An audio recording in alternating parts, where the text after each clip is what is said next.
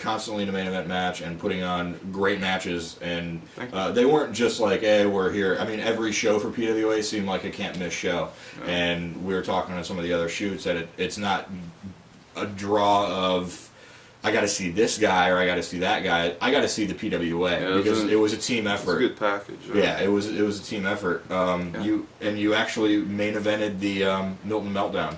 It was you and Danny Rowland in the cage. Yep, for the title. Yeah. I was the referee. Yeah, that's right. You was the ref. Yeah, I was the ref. I mean, that was a big crowd. I mean, probably not the biggest you've ever been in front of. But I was really proud that night. You know, I mean.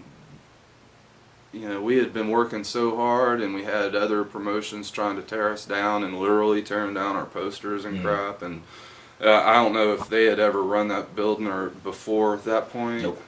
PWA hadn't. No. If other promotions had. I don't even know which one it was called. Was it XW 2000? I don't know. But anyway, from what I heard, they were ripping down our posters and stuff like that. You know, I never saw it, but that's what I heard from reliable sources. And when I saw that crowd, that I don't know if it was a sellout, but it sure as hell looked like it. And I was just, to be main eventing it, that was great. But I mean, I was proud for the promotion. I really wanted to see it make a go of it. I don't think you were there at the end because I think it became a money issue, and you had to drive a long way. And just out of respect, you were. Yeah, I really don't remember too much. I remember dropping the belt to Chad Cheatham. Yeah, and I think I was around for a little bit after that, but I don't recall the very last PWA show or whatever.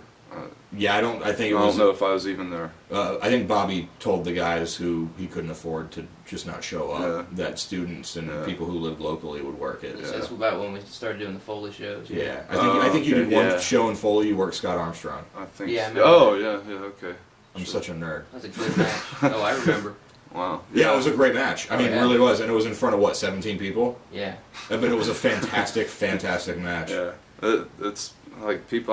I can't understand how they could be afraid of working in front of a crowd, because to me it's much harder to work in front of 17 people that are just sitting there and you can hear every single one of them. Every bump. Comment. And they can. You feel. Yeah, exactly. It's rough. But to work in Armstrong, hell, no one's gonna pass that up, or no one's smart. So you quit doing PWA. Austin's stopped running? Austin's, I don't remember how long. They had a good run for, about a year, maybe a year and a half. And then that, of course, like all of them, they fizzle out eventually. I don't know the exact reasons why or whatever. Well, you said that you said sometimes it's an issue of greed. Yeah, or it's an issue. Sure. I don't know. We had built it up. Me and Merck were, I don't know if we're either main or semi-main every match, and the territory was doing really good, and he had us in every week. They were running weekly, just like PWA used to, just on different night. But then all of a sudden, he just wanted us every other week. And then, I don't know, the crowd starts to drop or whatever, and then he's like, oh, I want you every week again, and stuff like that, where you're like, you can't afford, it wasn't like we were charging him a ton of money, but, not to single him out, because it's every promotion's going to, pay the boys as little as possible. Every promotion you've worked for, up, down, they're there for a few years and they drop. Sure. What would you say, for seeing it firsthand, would be the reason they shut, and how would you prevent it?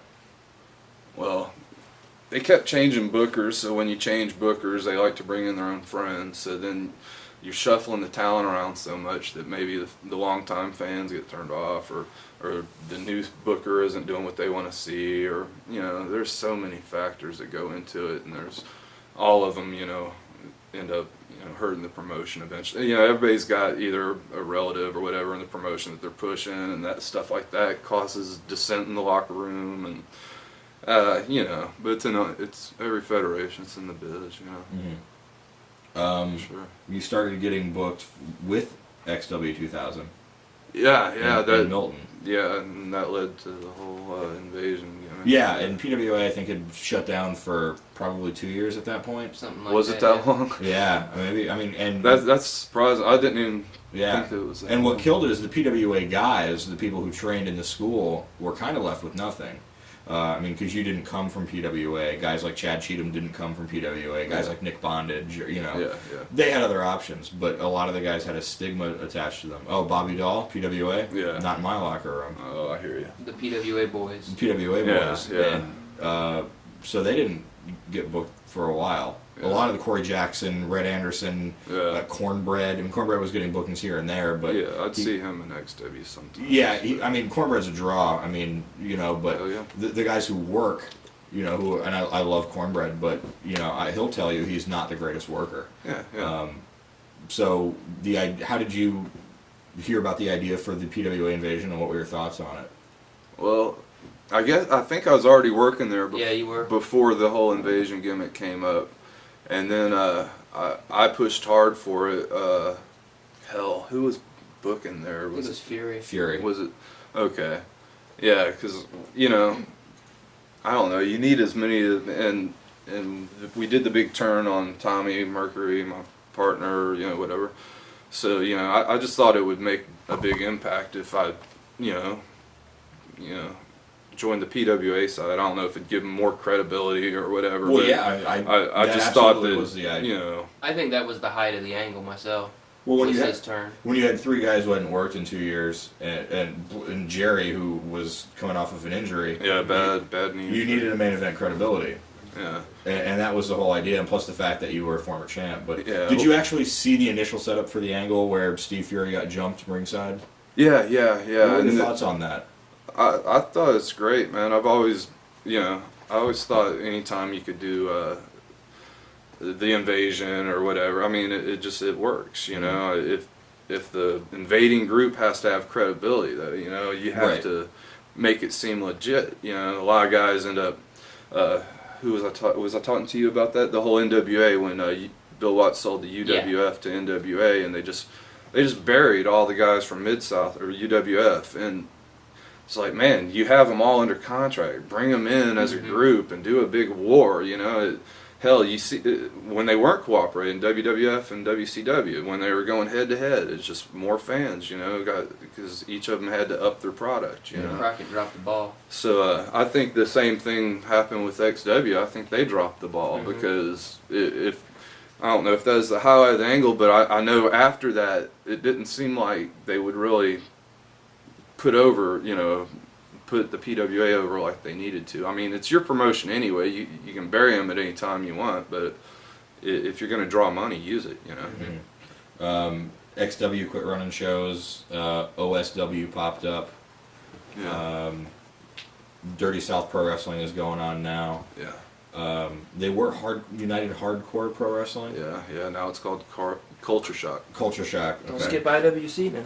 Right, and Yeah. IWC was before OSW and all that. Oh yeah, IWC was before that. Yeah, give the story on IWC. Who started it? Okay. Yeah, Tommy called me and said, you know, they were starting up a promotion Mobile, and when he was first talking to me, it sounded more